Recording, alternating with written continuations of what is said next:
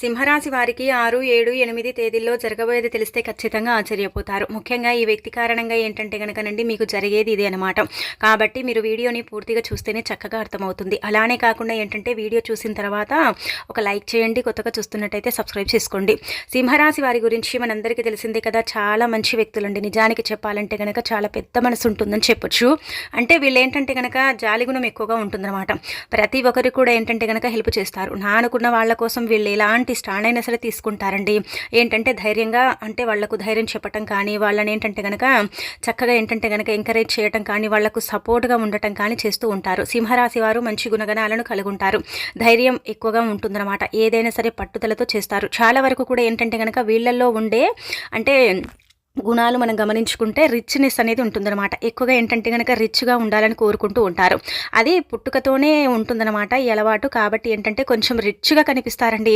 ఎంత లేనివారైనా సరేనండి ఈ సింహరాశిలో ఏంటంటే కనుక మనం చూసామనుకోండి, అబ్బాయి ఎంత ఉన్నవాళ్ళు అన్నట్టుగా ఏంటంటే కనుక కనిపిస్తూ ఉంటారు. వాళ్ళ ప్రవర్తన కూడా అలాగే ఉంటూ ఉంటుంది.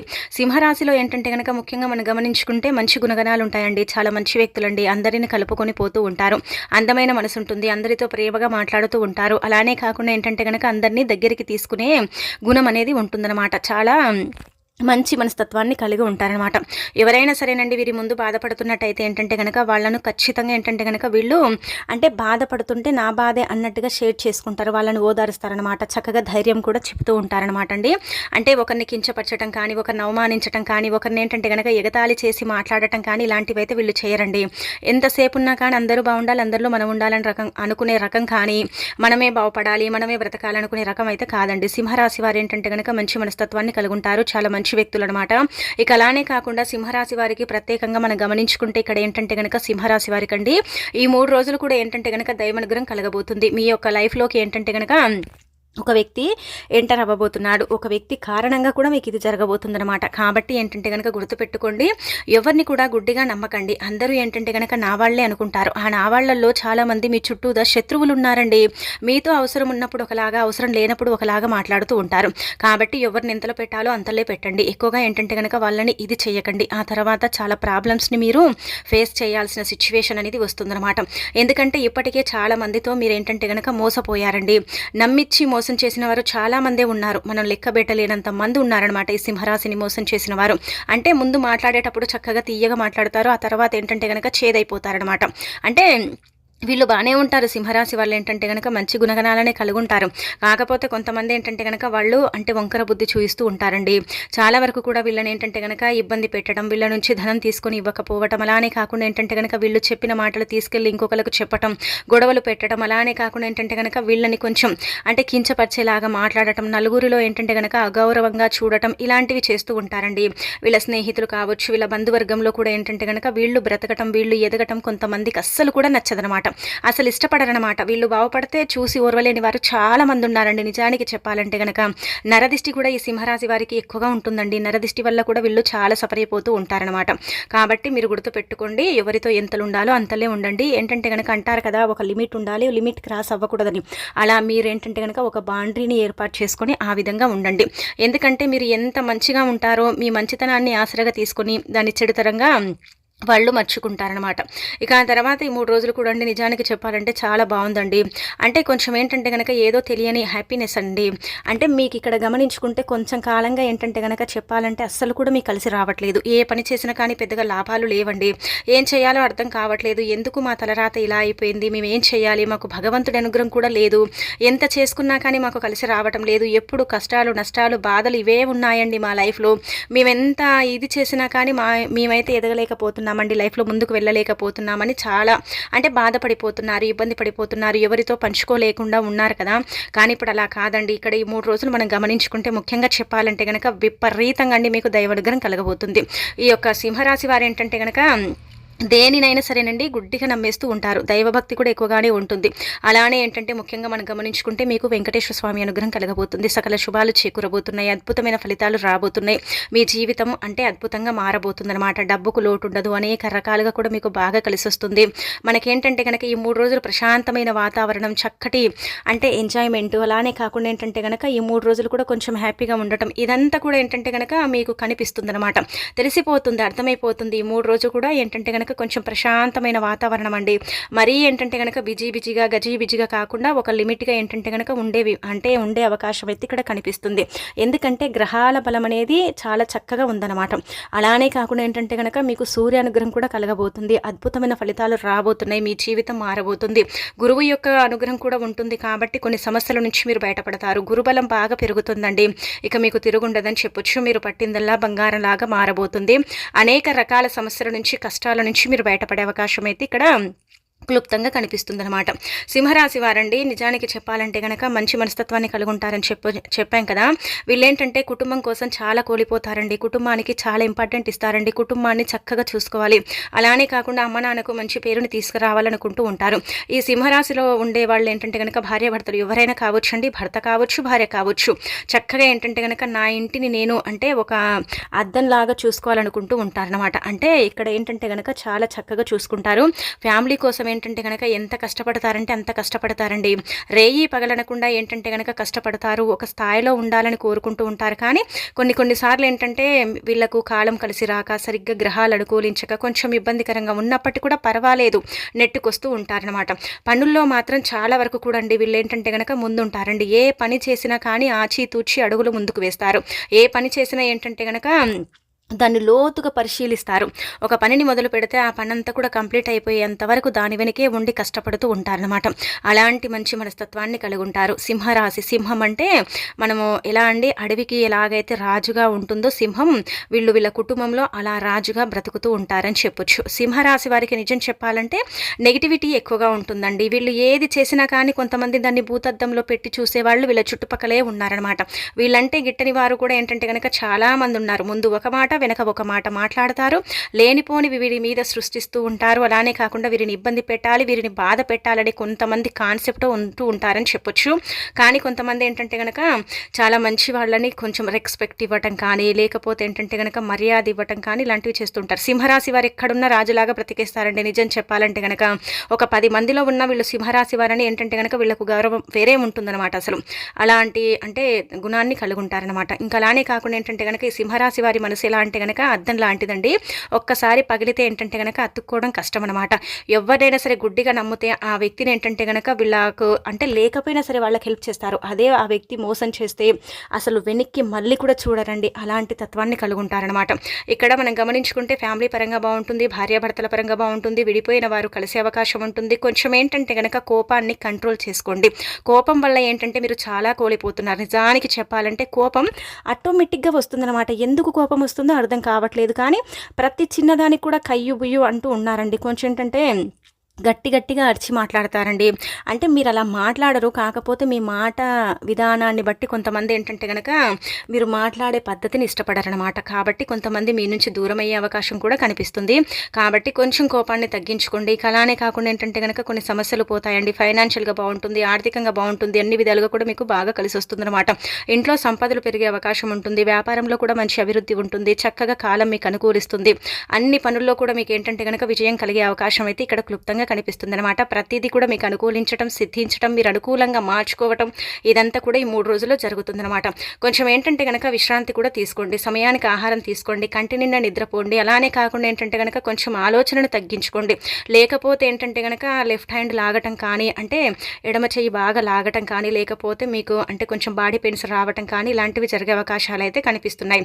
ఒంటరిగా ఉండి చాలా బాధపడతారండి. చాలా ఇబ్బంది పడిపోతారు. మనసులో ఏంటంటే కనుక తెలియని ఏదో ఒక అలజడి. అంటే ఎలా అంటే కనుక నేనేం చేయాలి, ఇంకా లైఫ్లో ఎదగాలంటే నేను ఎలా కష్టపడాలి అన్నట్టుగా ఎప్పుడు కూడా ఇదే ఆలోచిస్తూ ఉంటారండి. ఒంటరిగా ఉండి ఇలాగే ఆలోచిస్తూ ఇబ్బంది పడుతూ బాధపడుతూ ఉంటారు. ఎవరికి చెప్పుకోరు నాకు ఈ సమస్య ఉంది, నేను ఇలా ఉన్నానని ఏంటంటే కనుక పంచుకోరు. ఎవరితో పంచుకోవటానికి ఇష్టపడరనమాట. ఎందుకంటే నలుగురికి చెప్పటం వల్ల ఏం లాభం అని అనుకుంటూ ఉంటారనమాట. కాకపోతే ఒకటి గుర్తుపెట్టుకోండి, మీకు తెలిసిన వాళ్లకు అంటే మీ సొంత వాళ్లకు చెప్పుకుంటే మీ భారం తగ్గిపోతుంది, మీ బరువు దిగిపోతుంది. అంతెందుకండి మీరు ఇష్టపడే దైవం ముందు కూర్చొని మీ యొక్క సమస్య చెప్పుకోండి. అలా ఏంటంటే గనక కొంచెం భారం దిగే అవకాశం ఉంటుందన్నమాట. ఇక అలానే కాకుండా మీకు ముఖ్యంగా దైవానుగ్రహం కలగబోతుంది. సాక్షాత్తు ఆ వెంకటేశ్వర స్వామి అనుగ్రహం కలగబోతుంది. అప్పులు తీరబోతున్నాయి. అన్ని విధాలుగా కూడా బావుంటుంది. ఇబ్బందులైతే ఉండవనమాట.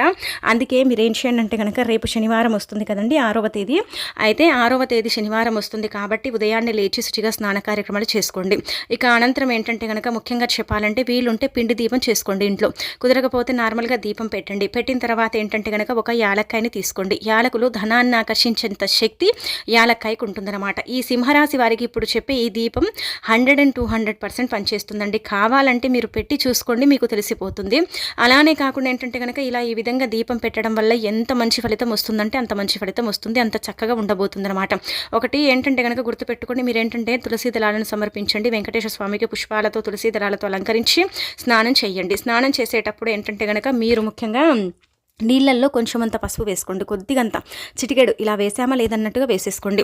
అలా వేసుకొని ఏంటంటే కనుక స్నానం చేసి ఉతికిన వస్త్రాలు ధరించి వెంకటేశ్వర స్వామిని చక్కగా పూజించండి.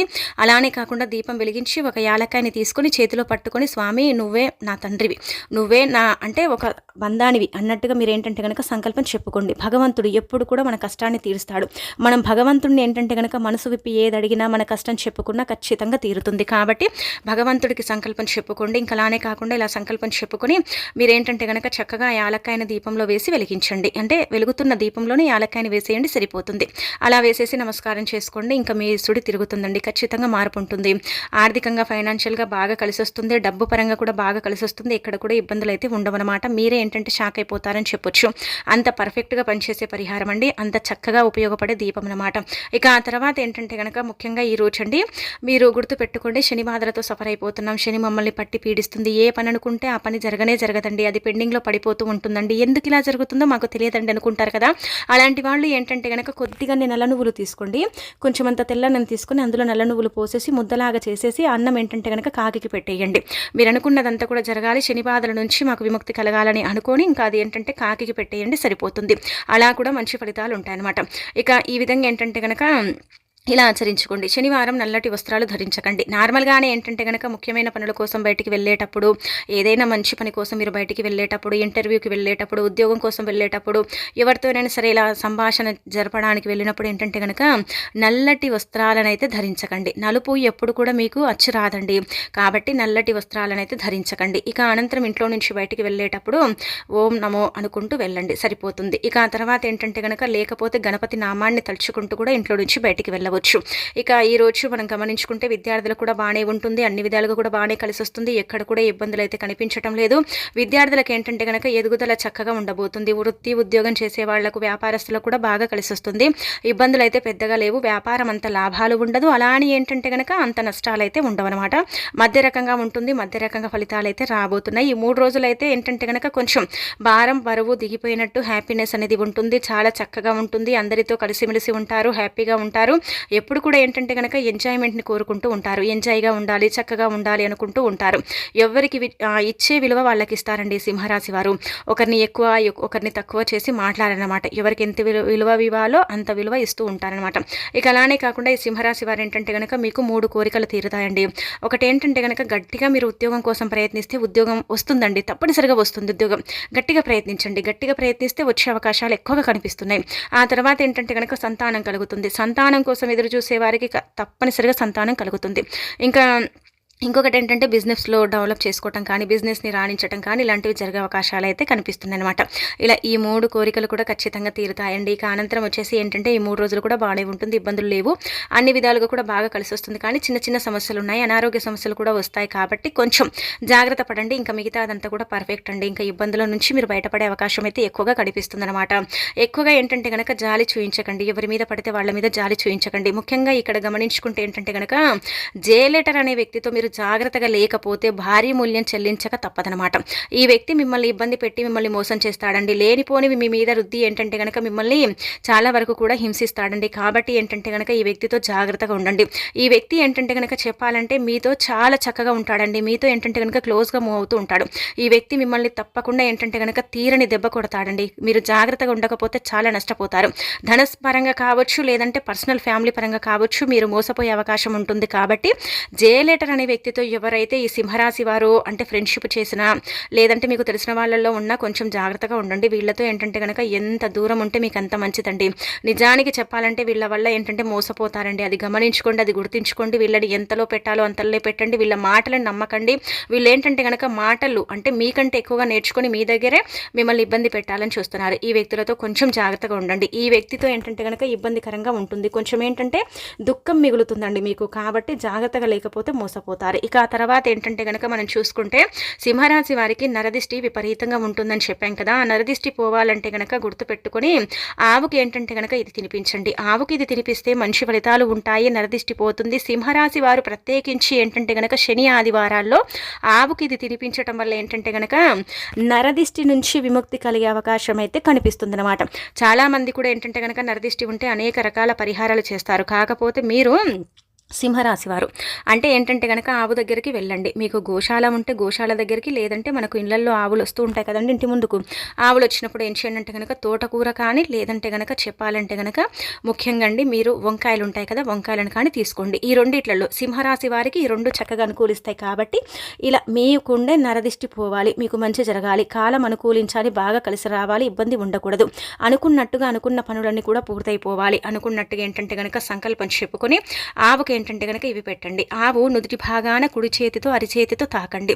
అలా తాకితే ఏంటంటే కనుక ధనద్వారాలు యాక్టివేట్ అవుతాయి. మీ చెయ్యి చాలా పెద్దదండి. నిజం చెప్పాలంటే కనుక చాలా మంచి మనస్తత్వం ఉంటుంది, పెట్టే గుణం ఉంటుంది. ఎంత ఉన్నా సరే ఒదిగి ఉండాలనే తత్వాన్ని ఈ యొక్క సింహరాశి వారిని చూసి నేర్చుకోవచ్చు. అంటే పైకి రిచ్నెస్ అనేది కనిపించినప్పటికీ కూడా ఏంటంటే కనుక ఎక్కడ ఎంత ఖర్చు పెట్టాలి, ఎవరితో ఎంత మాట్లాడాలి, ఎవరికి ఎంత విలువ ఇవ్వాలనేది వీళ్లకు ఏంటంటే కనుక తెలుసుంటుంది. కాబట్టి మంచి గుణగణాలను కలిగి ఉంటారండి వీళ్ళు.